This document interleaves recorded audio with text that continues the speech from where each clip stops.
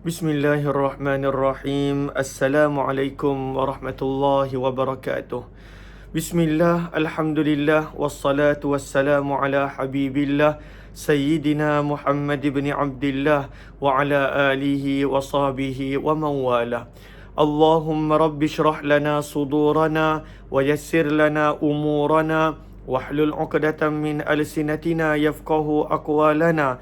Allahumma fakkihna fid din wa 'allimna at-ta'wil. Allahumma alhimna marashid umurina wa a'idhna min shururi anfusina birahmatika ya rabbal alamin. Walhamdulillahi rabbil alamin.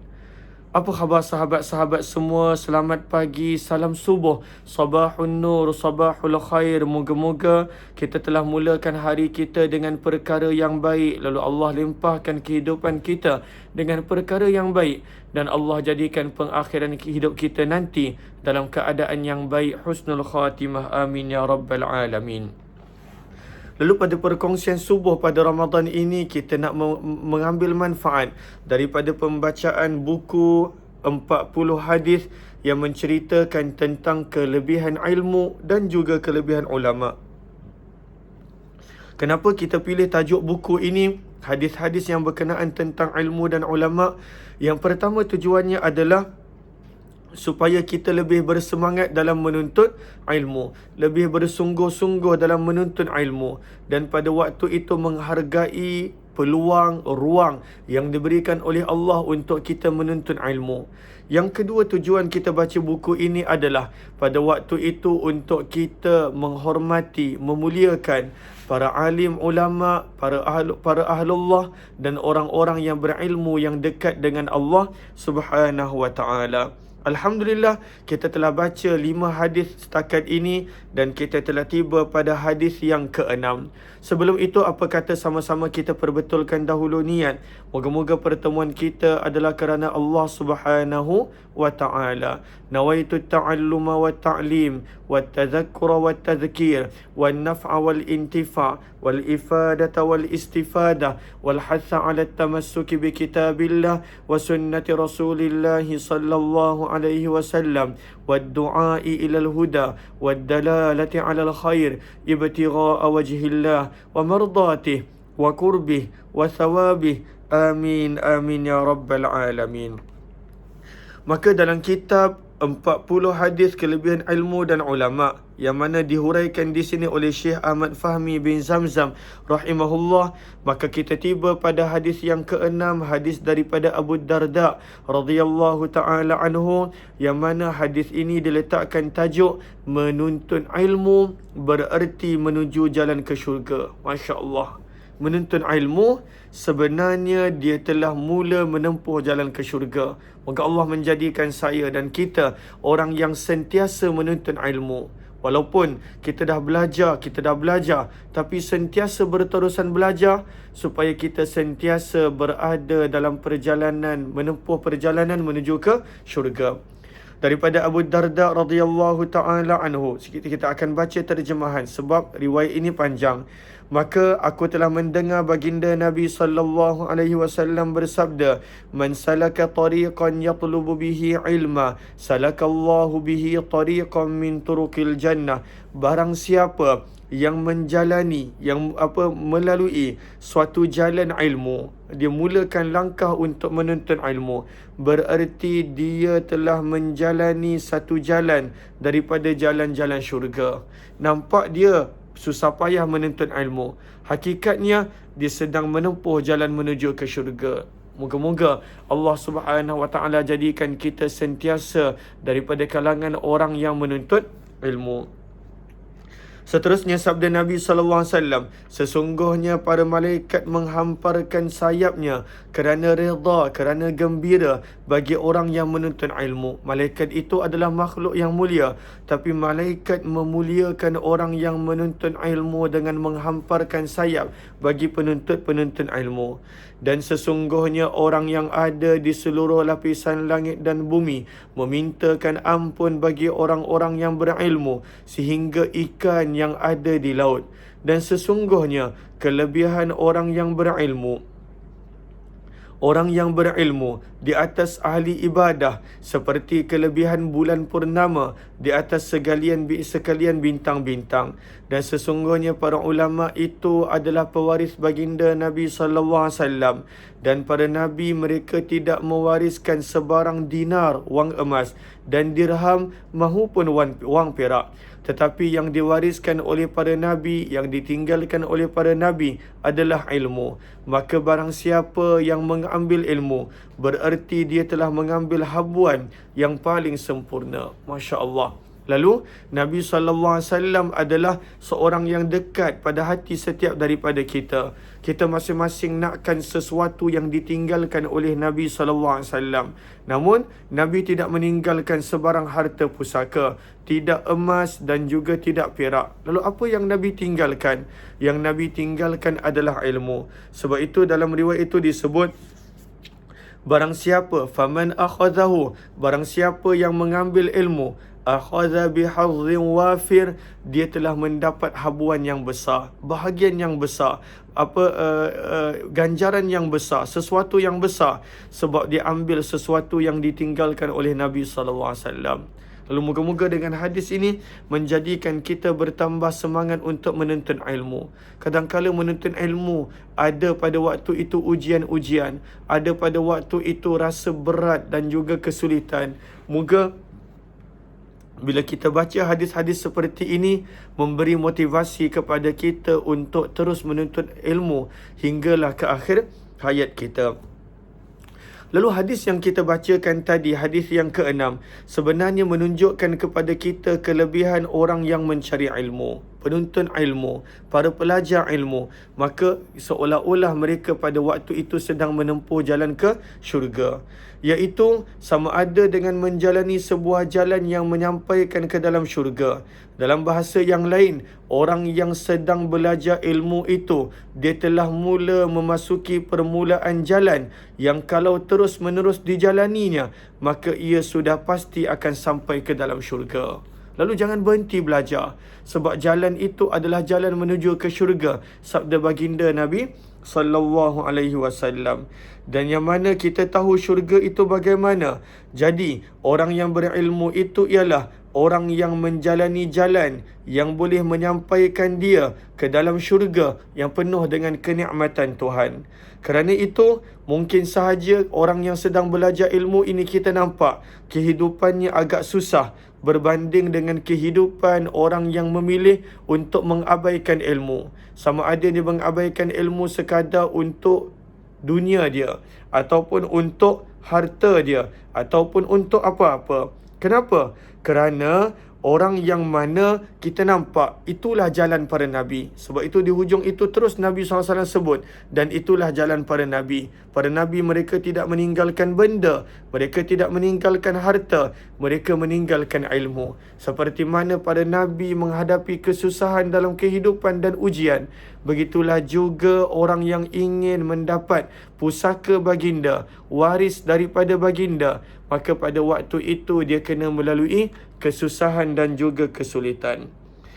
Lalu sebab itu kita nampak, maka disebutkan dalam hadis tadi bahawa para anbiya itu tidak meninggalkan sebarang harta mahupun kekayaan, tetapi yang mereka tinggalkan hanyalah ilmu yang sudah pasti besar dan banyak halangan dan rintangan untuk mencapainya. Kerana itu, banyak orang yang pada waktu itu tercicir di tengah jalan, berhenti di tengah jalan. Dia baru belajar ilmu, dia tengok susah, dia tengok pada waktu itu banyak pengorbanan, maka dia abai dan ditinggalkan.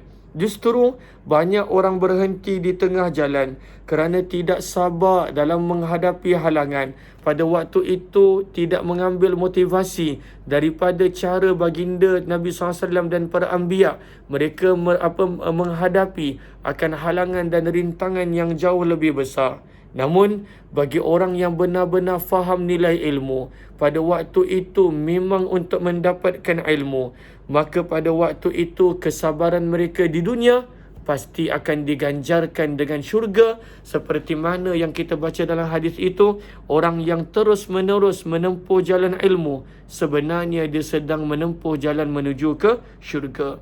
Moga Allah Subhanahu wa taala seperti mana Allah pertemukan kita di majlis ilmu di dunia yang mungkin kita nampak biasa, nampak kecil.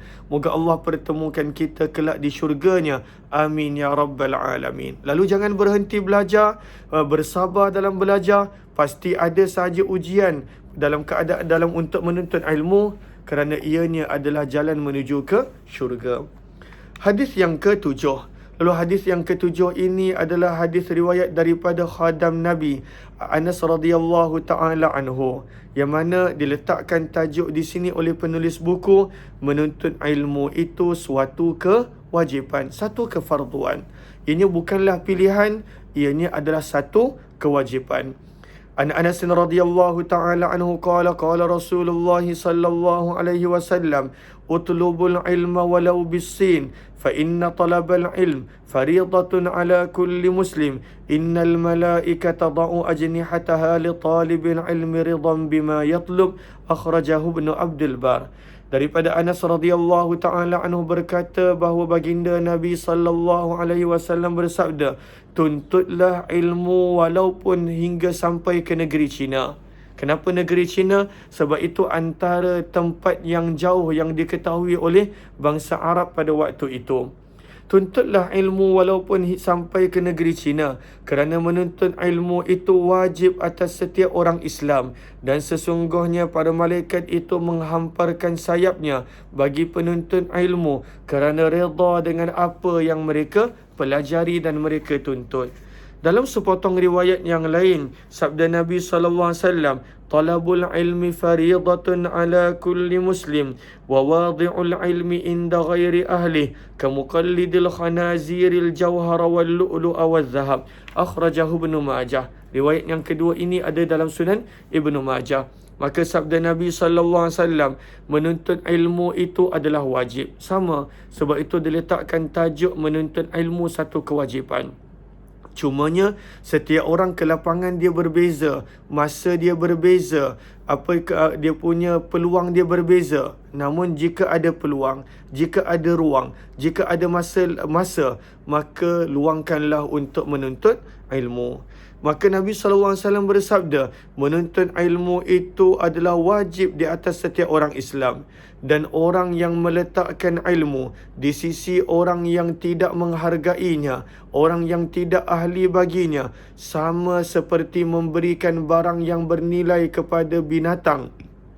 Nabi berikan contoh seperti memberikan rantai permata, memberikan mutiara dan emas, lalu dikalungkan di leher khinzir, maka takkan dihargai. Sebab itu ilmu itu ada ahlinya, ada orang yang menghargainya. Maka sampaikanlah ilmu kepada orang yang menghargainya. Janganlah diberikan ilmu pada yang tidak menghargai, maka pada waktu itu dia tidak akan mengambil manfaat daripadanya. Maka apakah maksud daripada riwayat ini? Lalu sebenarnya kalau kita perasan daripada dua riwayat ini, Nabi SAW dan agama kita Islam sedang menyuruh setiap daripada kita untuk sentiasa daripada masa ke semasa mengisi dada dengan ilmu pengetahuan.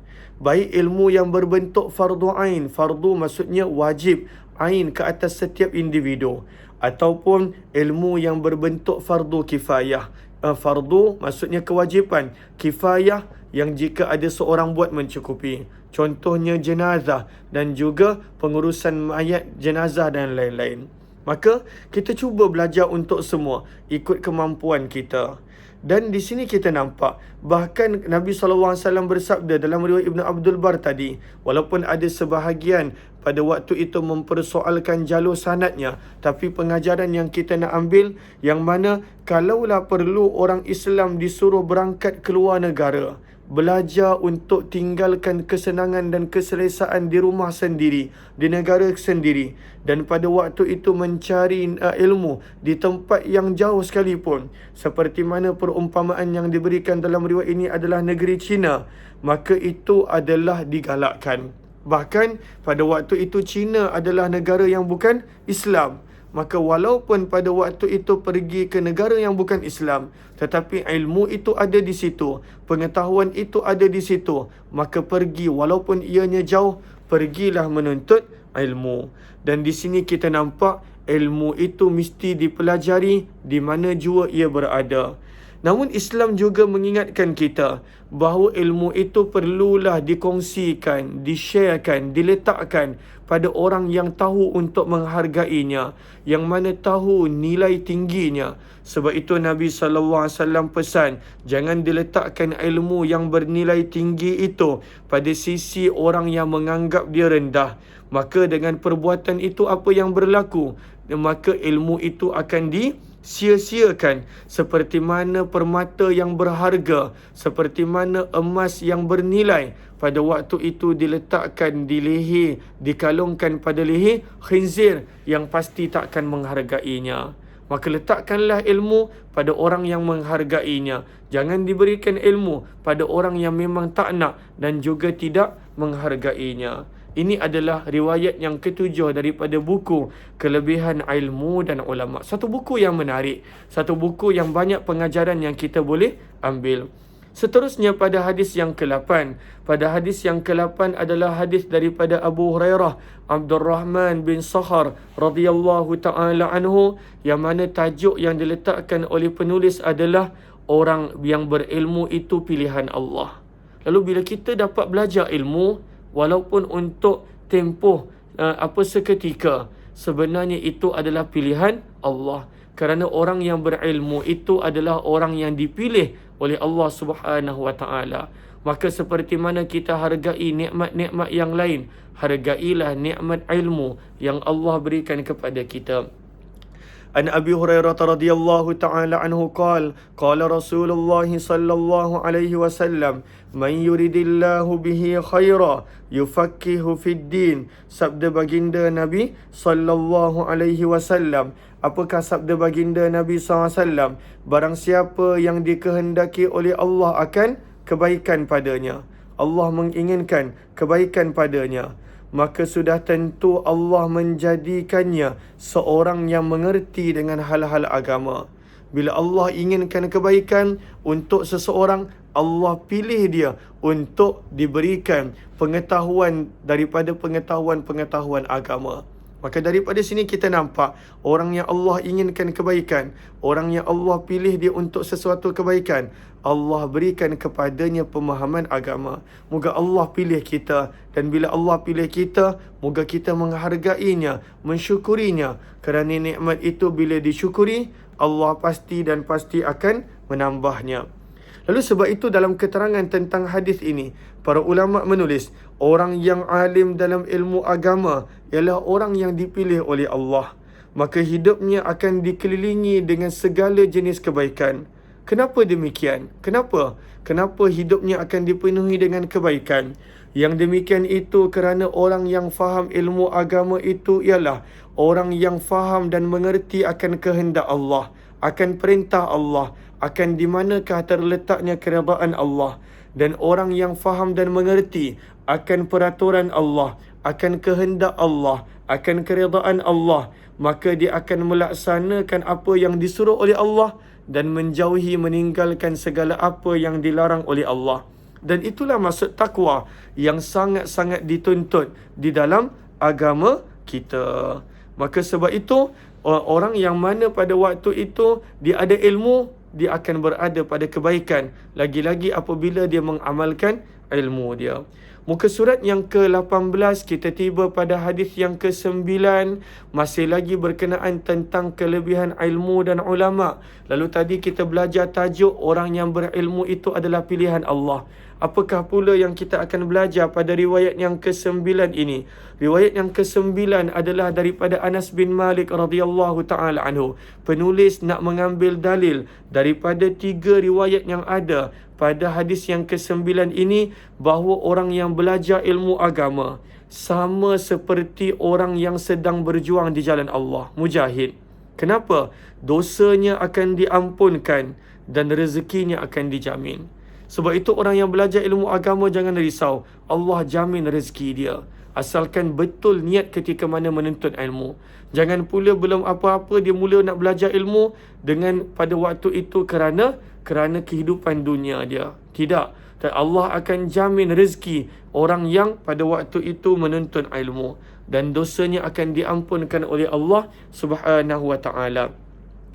Maka hadis daripada Anas bin Malik radhiyallahu taala anhu, beliau berkata, qala Rasulullah sallallahu alaihi wasallam, man kharaja fi talabil ilmi fahuwa fi sabilillah hatta yarji'.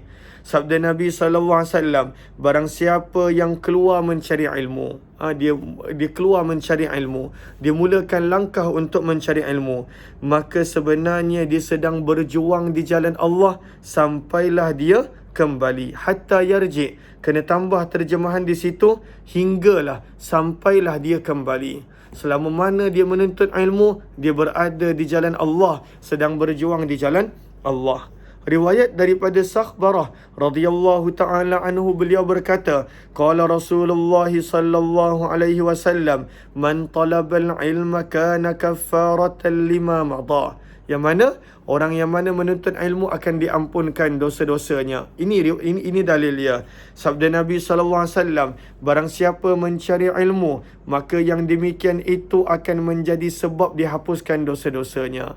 Lalu tadi kita belajar, orang yang mencari ilmu di jalan Allah, orang yang mencari ilmu diampunkan dosa-dosa. Riwayat yang seterusnya daripada Ziyad bin Harith As-Sudai, muka surat yang ke-19, yang mana sabda Nabi SAW, man talabal ilma takaffalallahu lahu birizkih. Maka barang siapa yang mencari ilmu, anak-anak kita tanamkan keyakinan. Jangan kita gugat keyakinan dia dengan kita kata belajar ni tak ada apa-apa, nanti nak kerja apa, nak besar jadi apa. Saya sendiri kadang-kala hairan bagaimana rezeki yang Allah datangkan. Tapi waktu belajar dulu tak adalah niat belajar ilmu ini untuk mencari rezeki. Tak ada. Niat belajar ilmu memang minat. Atas didikan baik daripada ibu bapa. Moga Allah merahmati mereka berdua. Akan tetapi, bila dah besar ni, bila dah usia macam ni, ada keluarga, ada sebagainya, ada sahaja Allah datangkan rezeki tanpa disangka-sangka. Bukan kerana saya ini special, tidak. Tetapi kerana spesialnya ilmu itu, kerana Allah telah menjamin barang siapa yang mencari ilmu, sebab itu jangan berhenti belajar ilmu, maka Allah menjamin untuk mencukupkan rezekinya. Benarlah janji Allah, sadaqallah, benarlah janji Allah, wa sadaqa rasuluh, dan benarlah sabdaan baginda Nabi SAW. Lalu hadis riwayat pertama tadi hadis riwayat Tirmizi, yang kedua pun Tirmizi, yang ketiga ini adalah riwayat Al-Khatib. Maka apakah yang kita boleh ambil daripada 3 riwayat pada hadis yang ke-9 ini? Sebenarnya orang yang belajar ilmu, lagi-lagi ilmu agama, sebenarnya sangat beruntung. Kenapa? Sebab setiap hari dia keluar belajar itu, amalnya dihitung seperti seorang yang sedang berjuang di jalan Allah. Orang yang berjuang jalan Allah, dia bagi nyawa dia, dia akan dapat pada waktu itu ganjaran yang sangat besar. Dan dia akan mendapat pahala dan kelebihan yang tak terhingga. Kemudian Allah SWT bagi lagi tambahan. Apakah dia? Diampunkan dosa-dosanya. Lalu itu semua nampak macam akhirat, berada di jalan Allah. Akhirat, pada waktu itu diampunkan dosa. Kita tak nampak bagaimana. Maka yang ketiga, Allah jamin rezeki dia. Tapi kadang-kala manusia terlalu nak cepat. Dia baru belajar sebulan, 2 bulan, dia nak tengok rezeki dia terjamin. Dia baru belajar setahun, 2 tahun, dia nak tengok rezekinya terjamin. Saya nampak rezeki datang, Alhamdulillah, selepas berbelas tahun belajar. Belajar dan belajar. Ketika mana nak belajar memang banyak cabaran, memang banyak kesukaran. Sama ada belajar ketika mana bujang ataupun ketika mana membawa keluarga. Tapi pada waktu itu memang minat belajar. Maka sebenarnya Allah pasti akan jamin. Cumanya kadang-kala kita terlalu gopoh, padahal Allah Subhanahu Wa Taala pasti akan menunaikan janji. Cuba sahabat-sahabat bayangkan, adakah orang lain yang lebih baik daripada orang yang belajar ilmu ini? Ataupun ada tak sesuatu impian cita-cita yang lebih tinggi daripada untuk belajar ilmu? Sudah tentu tidak. Maka jadikanlah diri kita, anak-anak kita, keluarga kita sebagai penuntut ilmu yang benar-benar. Bukan pada waktu itu sekadar mengharap ganjaran yang segera, namun belajar ilmu kerana Allah, supaya kelebihan yang ada dalam hadis-hadis ini bakal diperolehi oleh kita. Hadis yang ke-10, kita belajar banyak tentang cari ilmu. Maka pada hadis yang ke-10 ini penulis buku membawakan tajuk, carilah ilmu sebelum ilmu itu mula dipertikaikan. Apakah maksud carilah ilmu sebelum ilmu itu dipertikaikan? Ianya berdasarkan satu sabdaan baginda Nabi SAW yang diriwayatkan oleh Uqbah bin Amir radhiyallahu taala anhu, yang mana beliau berkata, ta'allamu qabla adh-dhannin, yakni qabla alladhina yatakallamuna bidh-dhann. Apakah maksud daripada ungkapan ini? Carilah ilmu sebelum lahirnya orang-orang yang suka mempertikaikan nilai-nilai agama. Kenapa macam ni? Kenapa mesti macam ni? Kenapa macam ni? Semua benda berkaitan agama dia nak pertikaikan. Dia dahulukan logik dia, akal dia. Lalu, sebab itu sabda Nabi, belajarlah ilmu sebelum tibanya waktu ini. Belajarlah ilmu sebelum lebih banyak golongan-golongan seperti ini. Kenapa? Sebab kita khawatir kita akan termasuk dalam golongan ini. Maka sibukkanlah diri kita dengan menuntut ilmu. Lalu kata Syekh Fahmi Zamzam, ilmu agama adalah bersumber daripada Al-Quran dan hadis Nabi SAW. Dan Al-Quran dan hadis itu mesti difaham seperti cara para sahabat memahaminya daripada Nabi SAW. Lalu itu cara dia. Bukanlah kita nak terus faham daripada Quran begitu. Kita pada waktu itu nak terus faham daripada hadis begitu. Kita cut terus pandangan sahabat. Kita tak nak. Kita nak guna logik kita, pemahaman kita. Tidak. Kita mesti faham seperti mana sahabat Nabi SAW faham. Atau dalam bahasa lain, kita mesti memahami ilmu agama berdasarkan cara sahabat Nabi memahaminya daripada Al-Quran dan hadis. Dan kemudian bagaimana tabi'in faham, tabi'ut tabi'in faham. Maka jangan memahami agama seperti golongan yang mendahulukan akal mereka lebih daripada wahyu. Mereka mengatakan, apabila agama itu sesuai dengan akal, kami terima. Apabila kurang sesuai dengan pemahaman akal kami, maka kami tolak. Lalu mereka telah menjadikan akal lebih utama daripada wahyu, al-a'yadzubillah. Padahal pada waktu itu, dengan perbuatan itu akan menjadikan mereka yakin pada akal, ragu pada wahyu. Seakan-akan mereka itu lebih mengetahui daripada Allah dan Rasul. Mereka inilah yang dikenali sebagai golongan Mu'tazilah pada zaman para sahabat radhiyallahu ta'ala anhum. Walaupun sebenarnya Islam tidak menentang akan penggunaan akal yang benar, namun akal itu apabila berhadapan dengan wahyu, mestilah wahyu yang didahulukan, bukan akal yang didahulukan. Apa pengajaran yang kita dapat? Fahamilah Quran dan hadis mengikut pemahaman para sahabat dan juga para tabi'in dan salafus salih, para ulama yang terdahulu. Janganlah sekadar mengikut faham kita, lalu pada waktu itu yang bersesuaian dengan kita ambil, sebaliknya yang lain kita tolak. Kepada yang kali pertama join Telegram channel Kuliah Umar Aziz. Kita jumpa pada pertemuan yang lain. Terima kasih semua. Wabillahi taufiq wal hidayah. Assalamualaikum warahmatullahi wabarakatuh. Kepada sahabat-sahabat yang ingin untuk mendapatkan kitab ini, boleh tekan link yang ada di ruang komen. Moga-moga ianya akan menjadi ilmu yang bermanfaat yang boleh kita rujuk kemudian hari.